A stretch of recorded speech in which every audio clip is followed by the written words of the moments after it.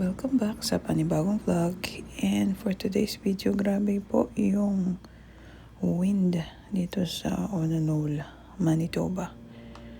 Maaga yan, mga 7 AM, pero grabe yung pagbayo ng hangin dito sa Elkhorn Resort.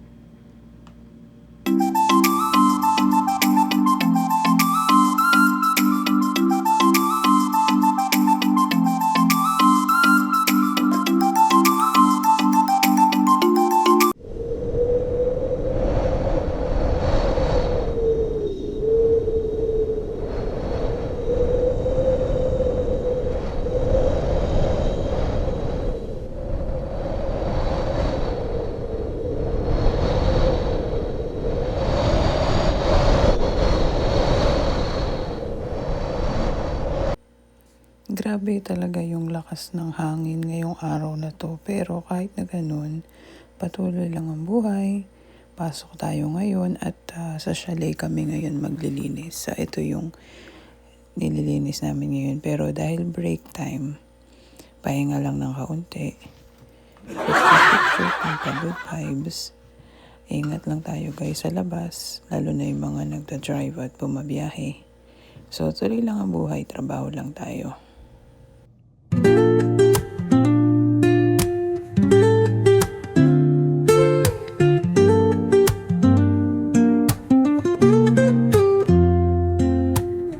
Woke up late, missed the morning glaze, but the sunlight hits in so many ways. Grabbed my shades and hit the streets, no plan, chasing vibes like seashells in the sand. Radio hums a tune I can't name, crooked smiles, crashing waves, no shame. So nakatapos na tayo guys ng ilang chalet at nag-aantay lang ako dito dahil may kinukompleto pa yung mga kasamahan ko. Pero ako, dahil ako yung naglilinis ng kitchen and tapos na rin yung ibang parts na pwede kong gawin, sinimulan ko ng start yung sasakyan para mag-init yung makina kasi sobrang lamig dito ngayon sa Manitoba.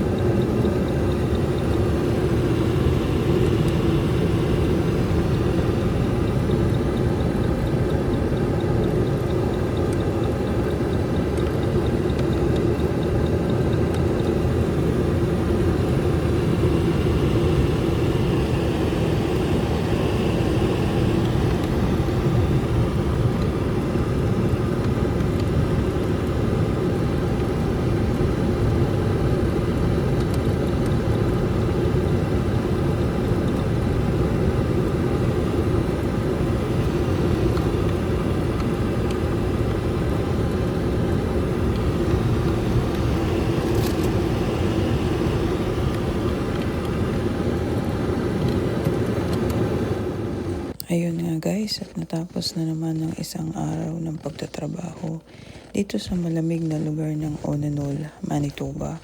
Dito yan sa bansang Canada. Thank you Lord at okay naman yung naging araw natin. So ngayon, maglalakad na lang tayo pa uwi doon sa staff house at ine-enjoy ko lang din yung magandang sikat ng araw na bihirang mangyari kapag winter. So, dito pala sa lugar namin, 6 na buwan yung tinatagal o haba ng winter. And then, yung 3 other seasons naman ay nagkakasya sa natitirang 6 na buwan. So, malapit na tayo sa bahay. Salamat muli sa pagsama. Thank you Lord sa lahat ng biyaya. Ingat po kayo and God bless. Hanggang sa susunod.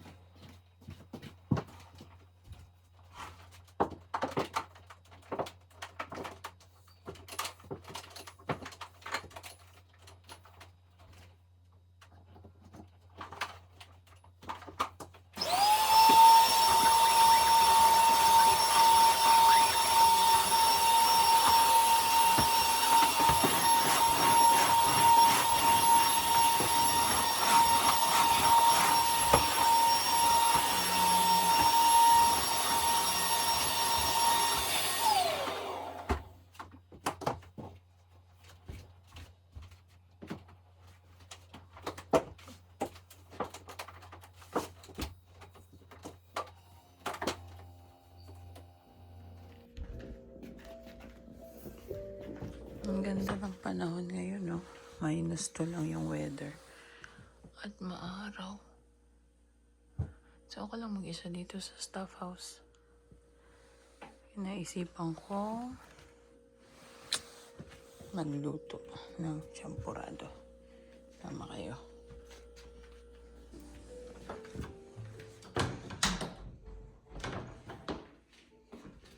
Yan nga guys, rest day natin ngayon at mag-isa lang ako dito sa staff house. Kaya samahan niyo ako magluto ng champurado.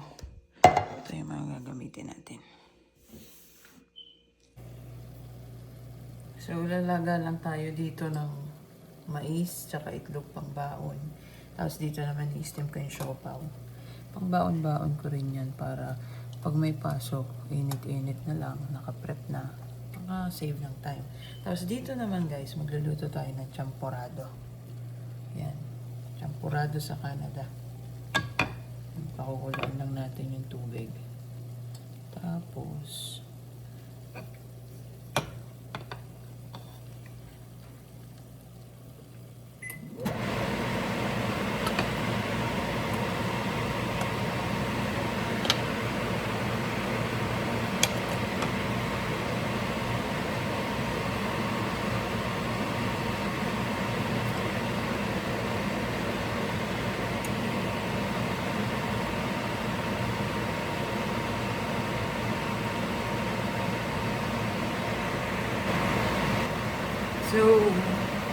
ano natin yung nilalaga natin, nilaan lang natin yung apoy.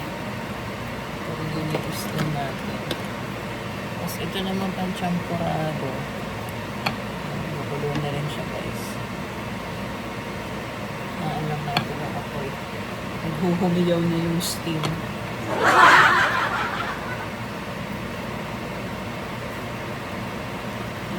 Maglalagay tayo ng chocolate powder. Ito yung gagamitin natin.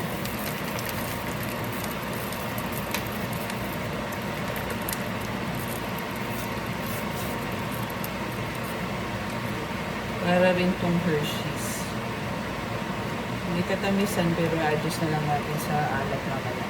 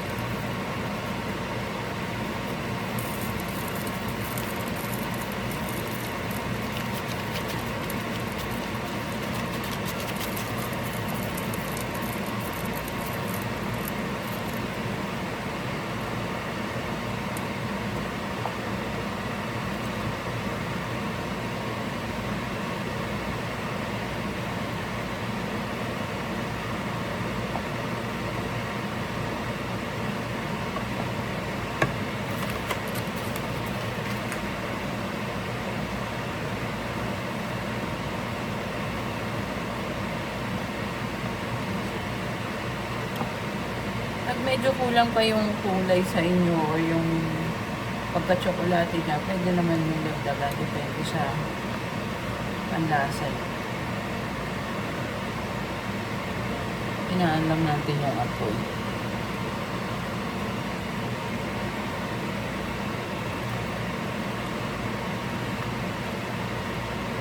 Gan pa natin po.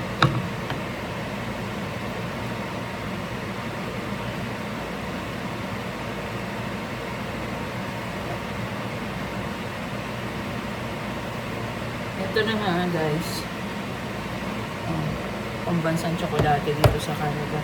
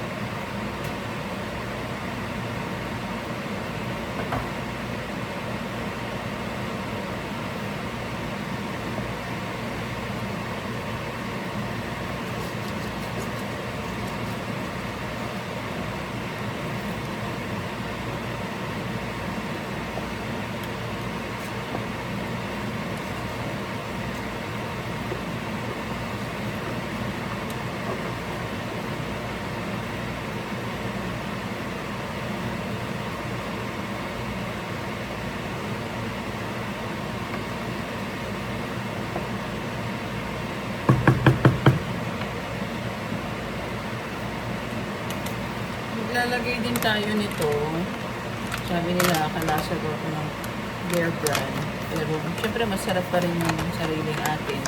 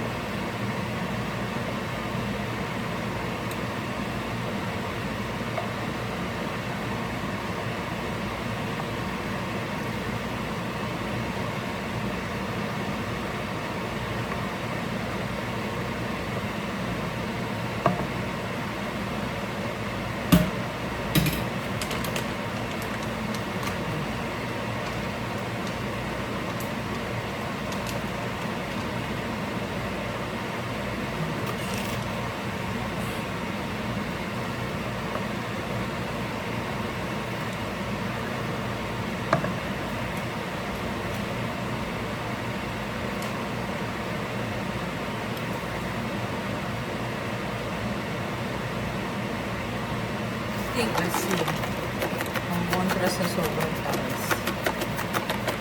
Okay lang.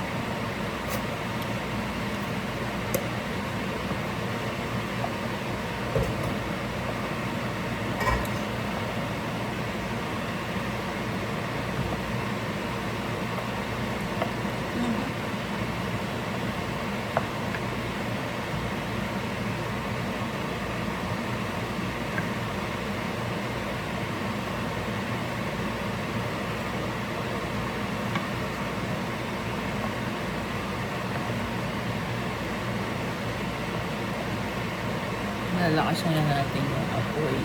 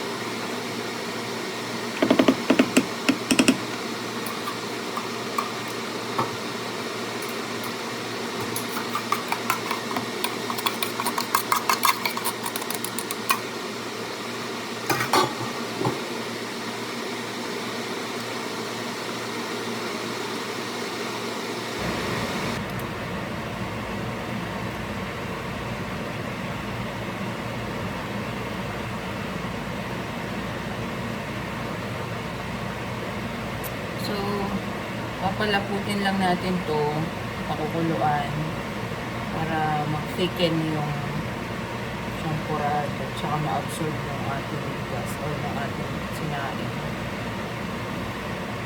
Regular na bigas lang yung ginamit ko dito guys kasi wala tayong malaki. Pwede na yan. Sa Canada ko anong meron, pwede na yan. Kasi malayo yung mga bilihan dito eh. Kaya pag nag-crave ka, kung anong available ingredients mo, kung di naman nalalayo din talaga sa gagamitin mo, goods na rin yan.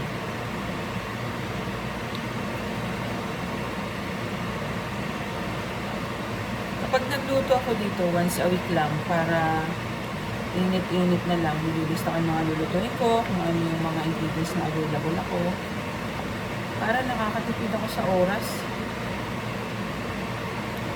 tsaka sa preparation.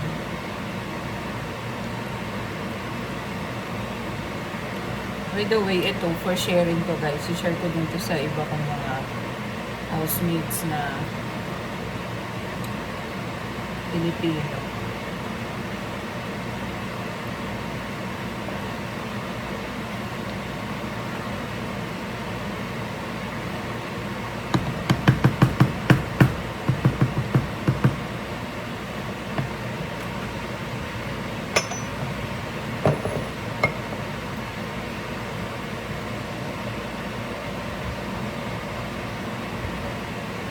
Hindi na ako nag-add ng sugar kasi matamis na yung ginagawa ko.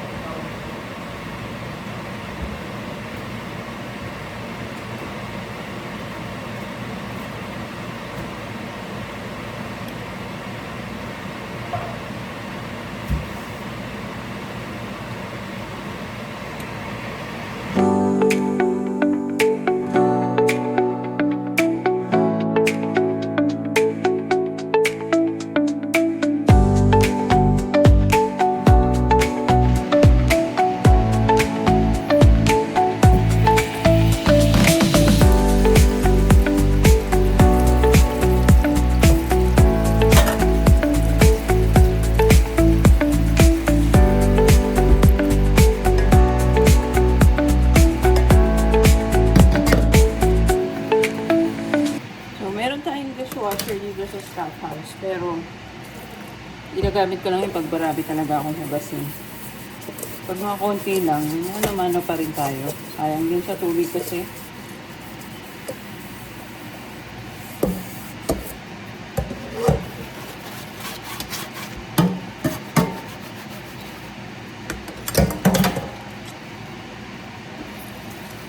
Kapag nakatira kayo sa staff house guys, tulad dito na 6 ng tao, yung mga shared areas tulad ng kitchen, living area, dining area, and even tong sink, maging conscious sana tayo na panatilihin laging malinis kasi para sa ibang gagamit.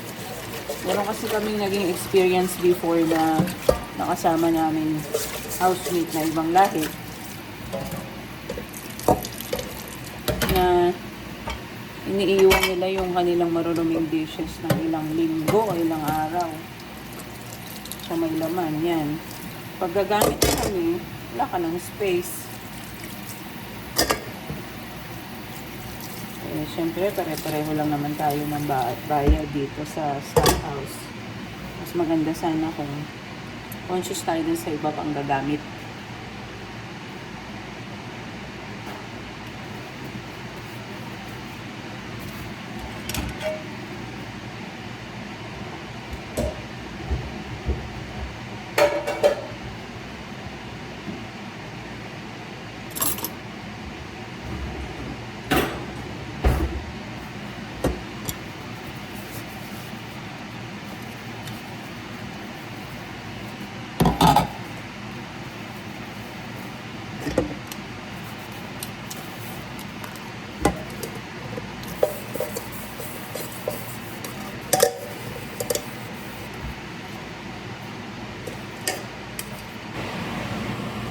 So, done na itong ating nilagang mais at itlog.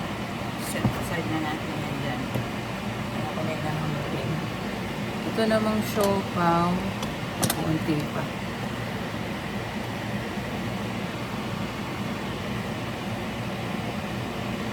Tignan natin yung ating sampurado.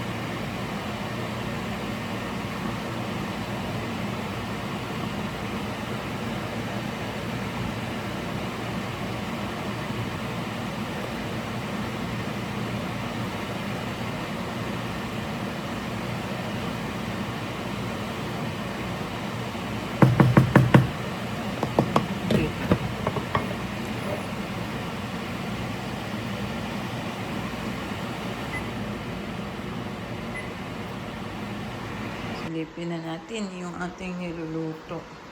Inaango ko na pala itong steam siopaw pang baon-baon ko.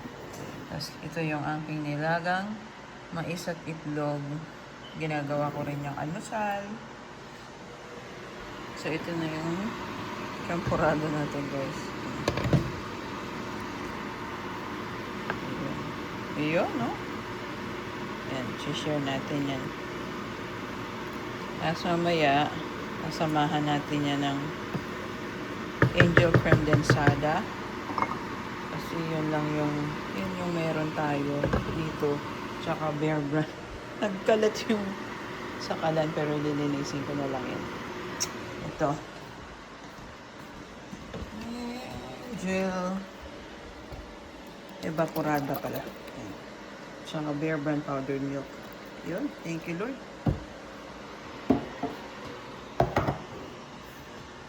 Salamat po sa panonood.